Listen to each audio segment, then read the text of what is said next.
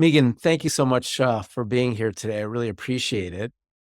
And for purpose of introduction, Megan Carle was the head of Nike's basketball division for North America, a position no woman had ever held before. But during her time there, she experienced bullying so toxic that she made the agonizing decision to walk away. And I can't wait to hear more about that. But so much more has happened after that, which we'll get to as well. And that leads us to her meaningful, engaging, and important book in this arena, Walk Away to Win. Megan is now a consultant and teaching a leadership called Lead Always, developing better leaders, which will decrease the number of bullies at the office, which will be great for all of us.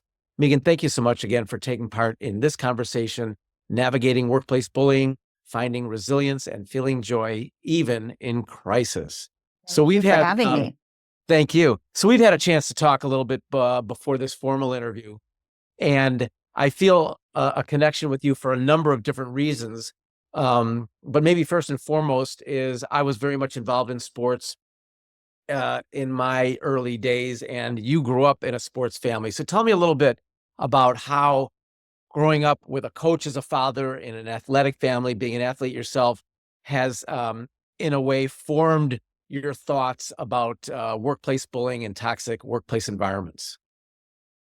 Yeah, it's interesting. I grew up in Spokane, Washington, so Eastern Washington, pretty idyllic upbringing. And it was my stepdad who came onto the scene when I was very, very little, maybe 3 years old. My mom married Dave Robertson, who was a high school basketball coach and a winning high school basketball coach at that. And Big Dave brought four boys into that union. And so right out of the gates, I already had one older brother, but now we had the team. We had the five starters, and then I was first off the bench. So we had our own little basketball team, and our lives really revolved around sport and the idea of giving it your all. And you're competing and you're going for the win, but not in a, sweep the knee way, in a, very much high integrity, play the game, master the fundamentals, set the pick, um, Uh-huh. all the stuff. And so the foundation of that, I think, set me up really well to be successful at a place like Nike, obviously, where every day you're talking about sport, you're interacting with consumers who love sport. But then more than that, I think it taught me so much about respect and giving your all, and just those fundamentals that I was brought up with. And so, in a similar fashion, and I grew up playing basketball as well, I think we both grew up with the idea that if you hustle, if you're a good team player, and this is the kind of thing you're talking about, and if you're productive, that the respect and success will come. And we're not going to spend the full half hour because you have so much great information to provide to uh, bully victims, bully targets in this environment. And my career was in television. Yours was at Nike. In fact, I visited the Nike campus. We may have passed each other at some point. But how did you deal with the fact that you had this approach of being a great team player, of being productive, of caring about the team, if you will, and yet you were still bullied? And then we'll move on to the lessons learned from that horrible experience. I think for me, it came down to values. And so I was brought up with such specific, intentional values of respect, um, high integrity, do your best work. Results matter, but it's not just about the results, it's how we get there. And so I think once those became misaligned with the place that I was spending all my time, that's a tough position to be in. And it's it's difficult because it doesn't feel good when your values are not aligned with your workplace anymore, when your workplace's values are no longer aligned with yours. So it doesn't feel good, but it's also a gift because it's so obvious. It's so obvious when that happens. And it doesn't mean that I flipped the switch right away and said, "Oh, I'm going to walk away to win." It was heartbreaking but it was so obvious. And so for me, once I understood that, and I remember I came home from a meeting and I said to my husband, I don't see myself there anymore. It was that obvious. Back to the sport, Yep. analogy. Yep. Bullying is, and I remember when I was writing the book and I woke up and I thought, oh my God, I've got it. Bullying for me, it took me back to a specific high school game where I'm on defense and I can see the young woman coming and setting the pick on me. Yep. So the guard is gonna drive the bucket. And as we know, when somebody sets a pick, we see it, we maneuver, and we get around it, or we ask for help. What happened on this particular play is I moved around it, and that uh, offensive player shot her knee out into my unsuspecting, unprepared quad and Right. dropped me to the ground. Yeah. I got back up. We had to call a timeout. They wrapped my leg. I got back in, but that to me, it so beautifully illustrates workplace bullying. You see it, you instinctually know it's coming.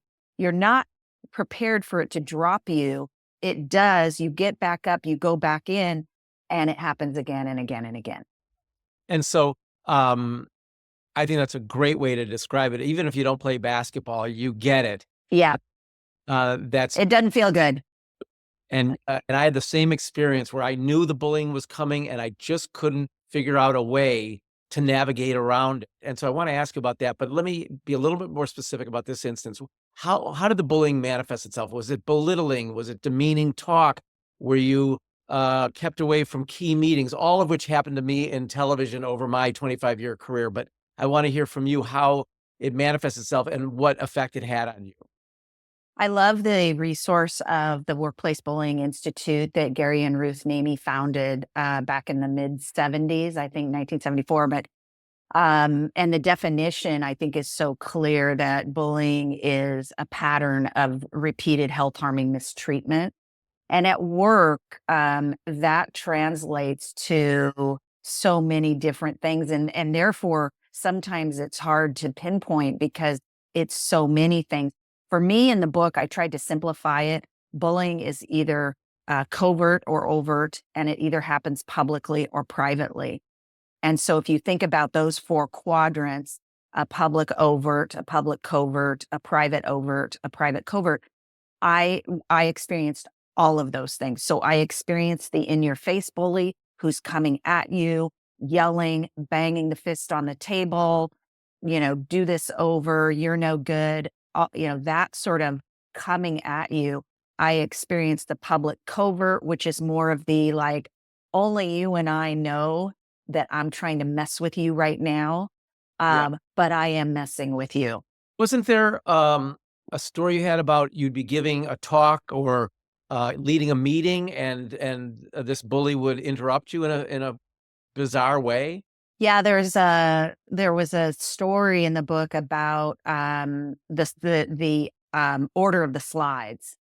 The order, so you're up giving a keynote or PowerPoint presentation, and instead of being focused on the content, Yeah. it's why is slide 5 now slide 7? And o- i- and put it back now. Put it Uh-huh. back now. Put it back right effing now. Wow. And when that's happening in a public setting like that, and you have just this like person coming at you, at least for me, I was so back on my heels. Yeah. I wasn't the Megan Carl sitting here with you today saying, "Oh, that's bullying." I knew that was happening. I was more stunned, and my go-to was compliance. Yeah. Right. Um, so to go back to your original question, which was this all the different kinds, the public, the private, which is really tough, where it's a private but overt. So in public, they sing your praises. Oh my gosh, Andy is the best this we've ever had. And Yeah. in private, hey Andy, when I want your opinion, I'll give it to you. Shut Shut the it down. hell up. Well, Um, so horrifying. I gave a talk, I was at the Wall Street Journal for 6 years, and I had to give a big talk to about 50 executives. I was global head of video, and my bully was sitting right next to me during my talk. And you know how unnerving that is? Just public speaking alone can be very difficult. And you're so confident and self-assured, I can tell in this environment. But what effect did that have on you in the workplace and also physically? I mean, I will tell you my experience again over decades in television. I had digestive problems. I couldn't sleep, terrible anxiety, and, ultimately, I had suicide ideation. I've talked to people that actually were gonna act on that or did by virtue of the kind of experience they had. I never did, I realized that, but I had all these things happen. How did it, affect you in all the various ways, psychologically, emotionally, physically? Yeah, well, I'm glad that you were able to find the help you needed to work through that. I experienced all of those things. I didn't understand that there was a connection between the mistreatment I was experiencing at work and my own physical and emotional and psychological deterioration. I didn't put those things together, and by the grace of God, I had an annual physical, Uh, and my doctor, my general practitioner at that time said, "Tell me what's going on with you." And I was in this safe place. yeah. Um, and I started to describe what was going on at work. And she said, that's bullying. You're going to need to make a change. And so for me, it was everything you described. I didn't sleep because I had hallucinations. I was incredibly paranoid. Um, I was so outside of my body that, Andy, if I had passed you at Nike down the corridor, I actually wouldn't be sure if you saw me.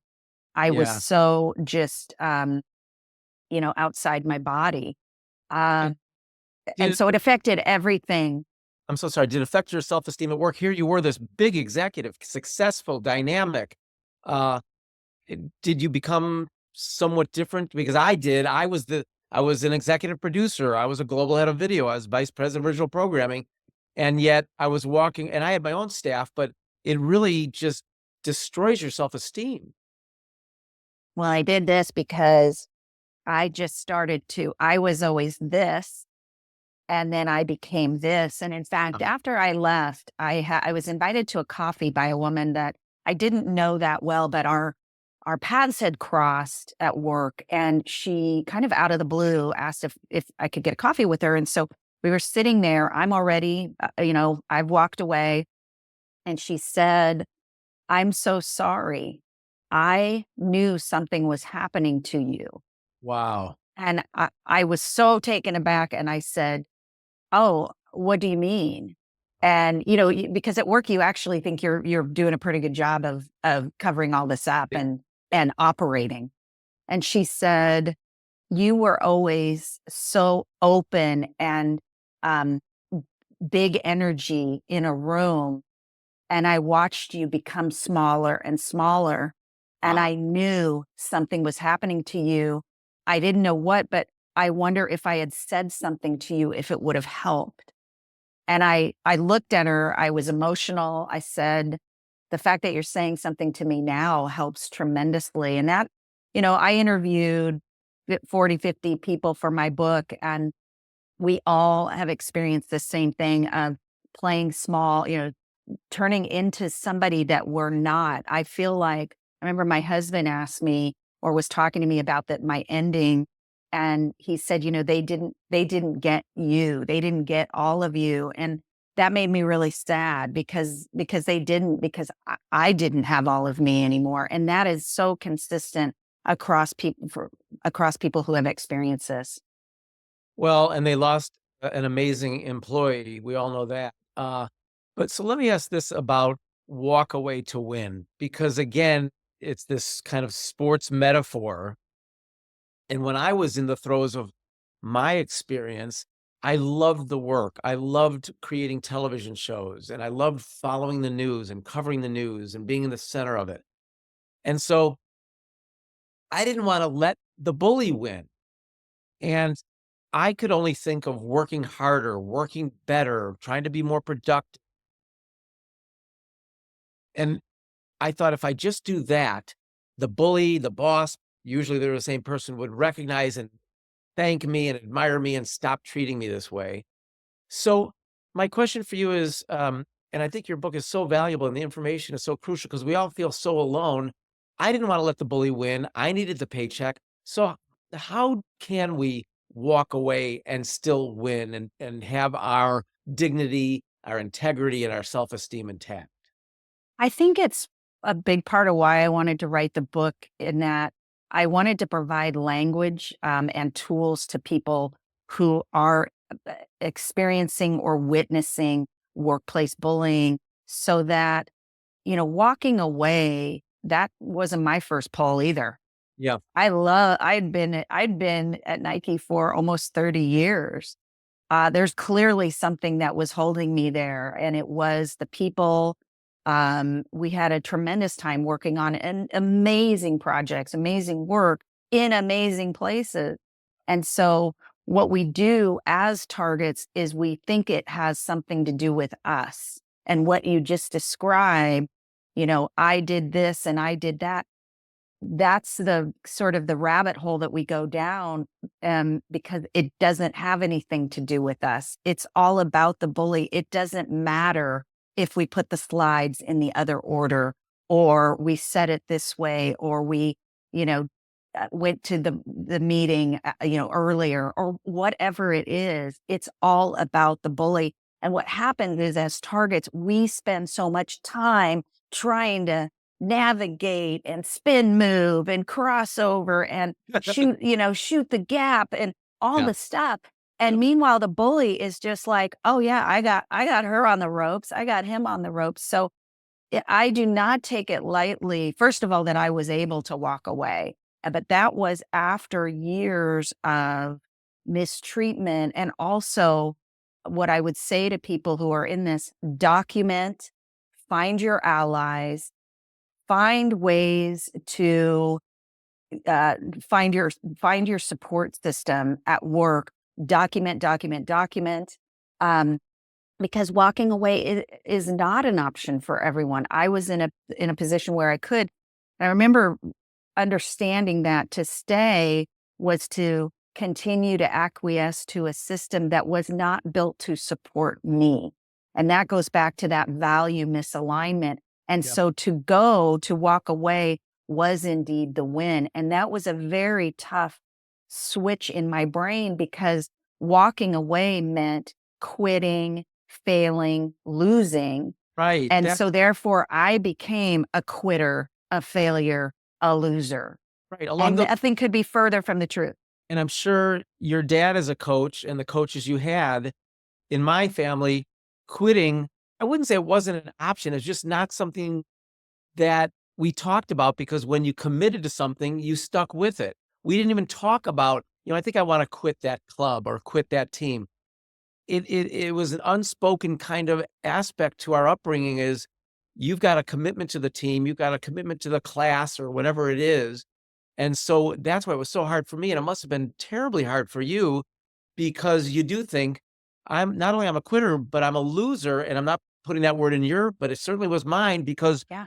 and the bully, to use your sports analogy, was kind of changing the rules during the game, Yeah. right? Because you think you know the rules, how to play. Again, play hard, play fair, play well, and contribute. And now all of a sudden, the bully not only is changing the rules, but kind of owns the game. So Yeah. I certainly understand. I wish I would have been able to read your book when I was going through this. But having said that, I never figured out a strategy, which is why I got involved in this advocacy work because I felt so alone. I had and still do, great kids, wonderful marriage, but I was so alone. And I just kept trying to figure out how to navigate through this. So if you do need the paycheck, which most of us do, if you do love or like the work, you like your colleagues and so forth, but there's this one person that's making you miserable, are there ways in my view, there's no solution. You're not gonna make that person your best friend. Um, and I may have told you this anecdote the other day where I had a boss, um, my good boss that I had for a year got fired, had a new supervisor, and I was an executive at this company, and I was so concerned. I just said, "Maybe I'll take him to lunch. We'll go to lunch. Everybody's good at lunch. Let's get away from the office." and I'll show him I'm a good guy, team player, and, I was so afraid even to ask him to lunch, and I was 45 years old, and I was a vice president, and here I am, and I'm rehearsing what I'm gonna say. I mean, it's just, like you say, about becoming small. How humiliating that I've been in television 20 years, and yet I'm scared to death of what he's, and so I walk up, I finally have you know, the audacity to ask him to lunch, and he goes, "Regal, go to F back to your office. We don't need to break bread. Just do your job." Now again, he didn't throw a stapler at my head. I wasn't bleeding. I wasn't sexually harassed. There's a big difference. There's laws against that, but there's no laws against belittling and demeaning people in the workplace. So that that's a bit of kind of the kind of experience that I had in television. And so I'm wondering, you know, the bullies spent a lot of time figuring out how to bully. I had to do a job. I had to do my work, and I didn't know how to navigate that. So I'm just wondering, as somebody who was a real executive at a matrixed environment, how you would navigate that if you think you could. Well, I think you've laid out a few different things there. One is that's a terrible leader who responds that way to somebody who is reaching out. And we do know that connected leaders are the most effective leaders. And so, what this example shows us is somebody who is not interested in being connected to an employee who's coming forward to break bread. So Well, that in itself is there's that. I think there's also something that you describe here. There's so much shame to being the target of workplace bullying, and for those who haven't experienced it, it sometimes they kind of don't even understand it. Well, why would you feel shame? Because you do. Because somehow it's you that's doing something or not doing something that is causing this bully to come at you. And so you have this shame. And what tends to happen is we don't then talk about it. We can't figure out how to use our words. And for me, back when, when this was going on, I had no idea how to use language to describe what was happening. My hope with the book is to lay out what is happening so that you recognize it, recognize what workplace bullying is, understand it, understand why it may be happening. And here's the big headline of that. It's not your fault. You as the target, it's not your fault. So you recognize it, you understand it, identify potential moves you can make as you have different kinds of bullying coming at you. yeah, You can ignore it, you can resist it, you can comply, you can enlist your allies. Your fifth and final is you can walk away. So yeah. you recognized it, you've understood it, you identify it, and then you navigate it. That spells ruin. The goal is we don't want workplace bullying to ruin you. Yeah. Um, my advice would be as as you are experiencing this in the workplace, this thing that affects 1 in 2 workers in America, um, and yet is known as the undiscussable, discuss it. So Yeah. start discussing it, document it, find somebody to talk to about it. Um, and, it could be you're going to wait it out. You're going to ask to be reassigned. Um, there's different ways that you can try to navigate through it. If it starts to interfere, though, with your actual health and you are having suicide ideation, Yeah. make sure you're getting the help you need. Make sure you are taking a leave. Um, that would be my hope. Well, and again, going back to, the basketball stuff and the sports stuff, I felt so much shame because 'cause I'm not a shy person. I was an athlete. I was never bullied as a young person, and my idea was, "Hey, dude, this is television in New York City. Man up." And I don't mean that, in a gender specific way. In your case, woman up. You're a tough executive, you know, and so I was trying and it wasn't working, and in fact, just as an aside, and I think I mentioned this to you the other day, I was, um, uh, Bobby Knight, who's a very famous, very bully probably the most famous bully of the 1970s and 80s. I was his executive producer. So it seems like bullies find me, but there was so much shame in not being able to. And part of my job, I was a leader, I had a staff. And so I felt my job was also to absorb the kind of animosity from whomever was providing it and shield it from my staff. And so I felt like I couldn't really talk to anybody about it because it made me look weak. I didn't want anybody to know. I didn't want to throw it on my staff. So that's a tough thing. But I know you work with individuals and organizations. So you've been talking a little bit about the individual level, Megan, which is to me most important. I'm most interested in helping people like us who went through with what we did and we can help targets. But you're also doing some great work on an organizational level, which may diminish the behavior. So tell me a little bit about how it can be addressed in that fashion when most organizations, at least in the United States, don't even have bylaws like when you're hired, forcing the employee when they sign their contract to promise a certain level of conduct. So what can be done there? Yeah, I think the book is really about what is happening and tools, and it lays out, some of these response options. But as I, went through the book launch a year ago, I was thinking about the fact that this trajectory of bullying within the workplace is just going up. It's the numbers are so staggering. Remote Sorry. work didn't s sorry, I apologize, but remote work, I couldn't help myself. Remote work, didn't stop it.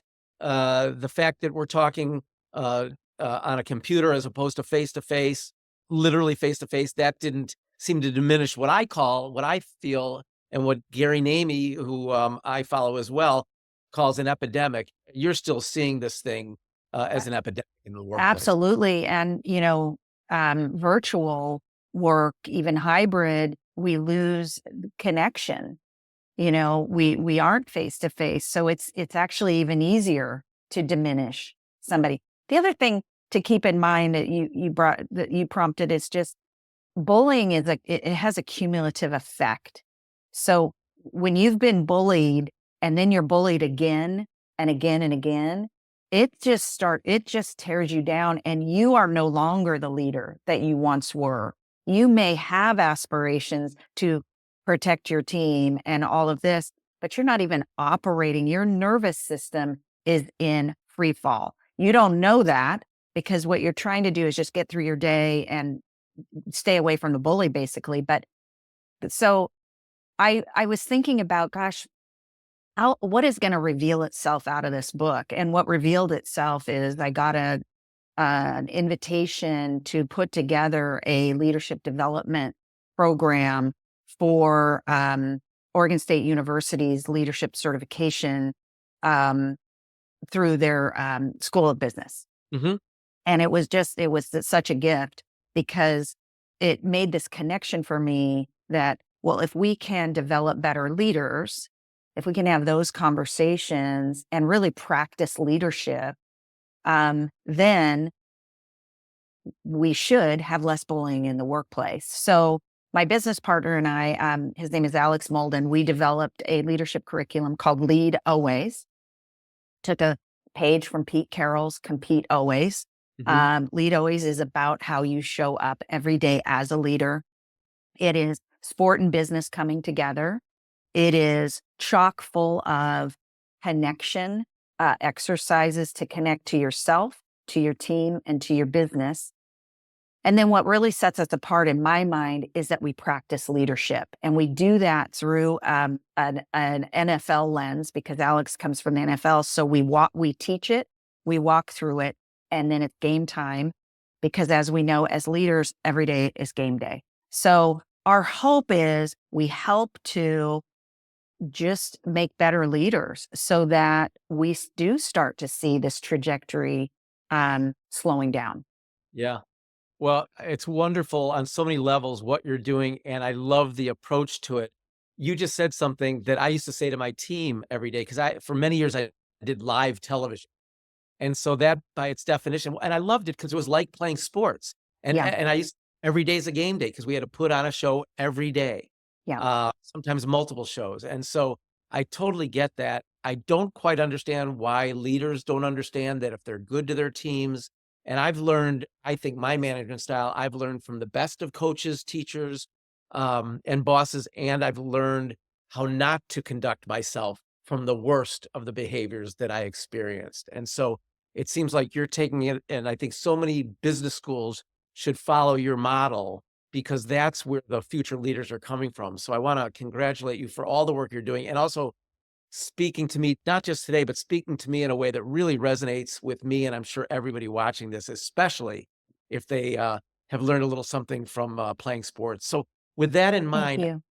I wanted to ask you that I understand you have an offering for the people that are watching and listening to this today. Sure, I would love to provide. It seems like what the interaction I get the most, and you can find me on LinkedIn, Megan Carle.